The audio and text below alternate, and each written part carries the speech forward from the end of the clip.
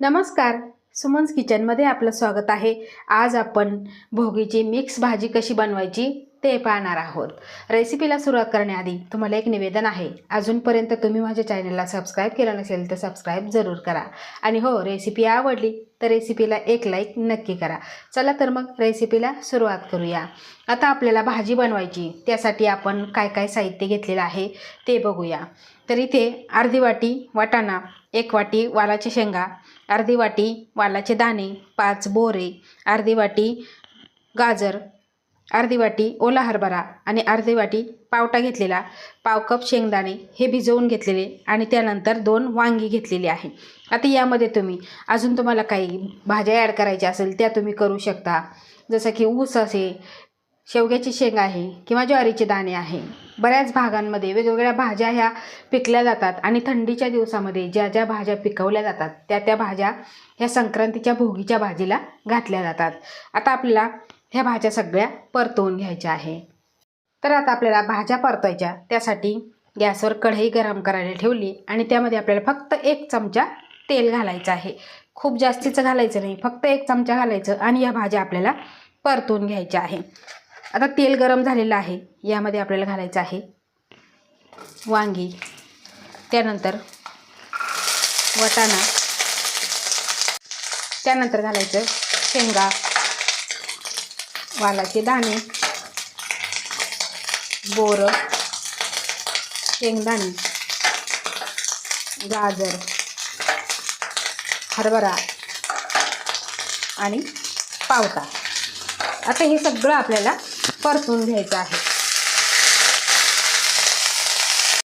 तर इथे आपण या भाज्या परतून घेतलेल्या आहे आणि यामध्ये आपल्याला अगदी थोडंसं मीठ घालायचं आहे। आता मीठ घातल्यानंतर सुद्धा आपल्याला हे मिक्स करून घ्यायचं आहे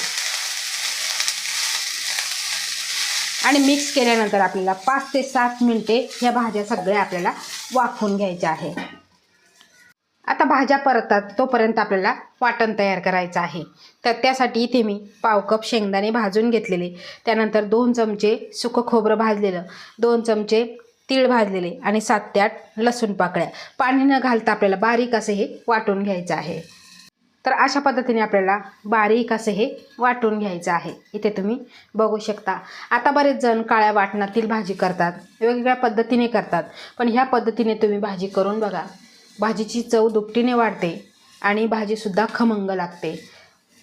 तर इथे 5 ते 7 मिनिटे झालेली आहे आणि भाज्या आपल्या 50% ह्या वाफवून झालेल्या आहे, शिजलेल्या आहे आणि मऊसुद्धा झालेल्या आहे। आता या भाज्या आपण काढून घेऊ। आता त्याच कढईमध्ये घालायचं आहे आपल्याला 4 चमचे तेल तुम्ही तुमच्या आवडीप्रमाणे घालायचं आहे आणि तेल आपल्याला चांगलं गरम करून घ्यायचं आहे। आता तेल गरम झालं की यामध्ये घालायचं आहे आपल्याला इथे अर्धा चमचा जिरं, अर्धा चमचा मोहरी, त्यानंतर पाव चमचा इथे मी हिंग घेतलेला आहे, कारण ह्या भाज्या वातुळ आहे त्यासाठी हिंग हा जरूर घाला। त्यानंतर यामध्ये घालायचं आहे आपल्याला इथे कढीपत्त्याची पाने। आता ही पाने आपल्याला परतून घ्यायची आहे। जिरं, मोहरी, हिंग छान असं फुललेलं आहे।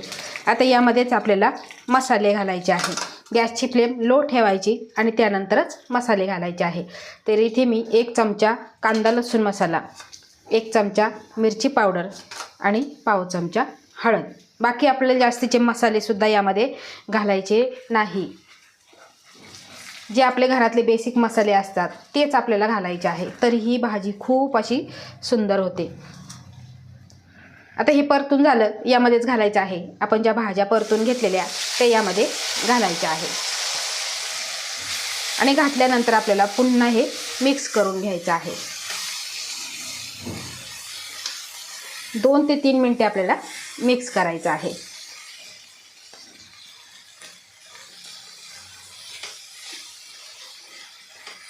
आता मिक्स केलं, पुन्हा आपल्याला 2 ते 3 मिनिटासाठी यावरती झाकण ठेवायचं आहे। आता 2 ते 3 मिनिटाची आपण इथे वाफ काढून घेतलेली आहे आणि पुन्हा ही भाजी आपल्याला मिक्स करून घ्यायची आहे। आता यामध्येच घालायचं आहे आपण जे वाटण केलेलं ते वाटण सगळं यामध्ये आपल्याला घालायचं आहे। आता हे सगळं आपण मिक्स करून घेऊ. अशी जर भाजी जर तुम्ही केली ना, चवीला अप्रतिम लागते. आता थंडीचे दिवस आहे आणि बाजारामध्ये भरपूर साऱ्या भाज्या येतात. बरेच जण वेगवेगळ्या प्रकारच्या भाज्या बनवतात, पण माझ्या पद्धतीने तुम्ही ही भाजी बनवून बघा. सगळे अगदी आवडीने चाटून पुसून खातील, एवढी ही टेस्टी भाजी तयार होते. आता यामध्ये घालायचं आहे आपल्याला इथे 1 ग्लास पाणी आणि यामध्येच आपल्याला चवीपुरतं मीठ घालायचं आहे. कारण आपण ह्या भाज्या परतताना सुद्धा मीठ घातलेलं आहे, त्यानुसारच तुम्ही मीठ घालायचं आहे. तर बघा सगळं मिक्स करून घेतलेलं आहे आणि यावरती आपल्याला झाकण ठेवायचं आणि मंद गॅसवर आपल्याला भाजी शिजवून घ्यायची आहे. झाकण ठेवताना थोडी फट राहील अशा पद्धतीने झाकण ठेवायचं आहे. तर इथे 5 मिनिटं झालेली आहे आणि ही भाजी आपल्याला पुन्हा एकदा मिक्स करून घ्यायची आहे. बघा या पद्धतीने. आता तुम्हाला किती पातळ घट्ट त्यानुसार तुम्ही पाणी घालायचं आहे. इथे आपल्याला भाजी लपथपीत करायची आहे आणि ही भाजी लपथपीतच छान लागते, खूप पातळही छान लागत नाही, कारण बाजरीच्या भाकरीबरोबरच ही भाजी खाल्ली जाते. आता यावरती घालायची आहे थोडीशी कोथिंबीर आणि आता आपल्याला भाजी ही सगळी मिक्स करून घ्यायची आणि मंद गॅसवर मऊ अशी आपल्याला ही भाजी शिजवून घ्यायची आहे.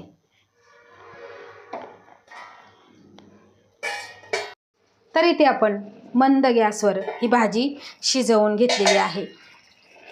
अतिशय सुंदर असा वास दरवळतो, कारण यामध्ये फक्त आपण वाटण्यासाठी तीळ, शेंगदाणे आणि खोबरं वापरलेलं आहे आणि भाजीचा वास अतिशय सुंदर दरवळतो. आपण ह्या सगळे भाज्यांचे दाणे आहे ते सगळे आपण ओले घेतलेले, त्यामुळे पटकन अशी ही भाजी शिजल्या जाते आणि फारसा काही जास्त वेळ लागत नाही. एकदम कमी साहित्यामध्ये आणि टेस्टी भाजी होते. आपण लपथपीत भाजी केलेली आहे. ही भाजी खूप जास्तीची पातळ चांगली लागत नाही. अशी लपथपीत केली की गरमागरम तीळ लावलेल्या बाजरीच्या भाकरीबरोबर अप्रतिम लागते. तर अशा ह्या सोप्या पद्धतीने तुम्ही ह्या भोगीच्या दिवशी ही मिक्स भाजी जरूर करून बघा आणि तुमचा अभिप्राय मला कमेंटद्वारे नक्की कळवा. आवडल्यास लाईक करा, शेअर करा, सबस्क्राईब करा आणि बाजूचं बेल आयकॉन बटन प्रेस करा. धन्यवाद.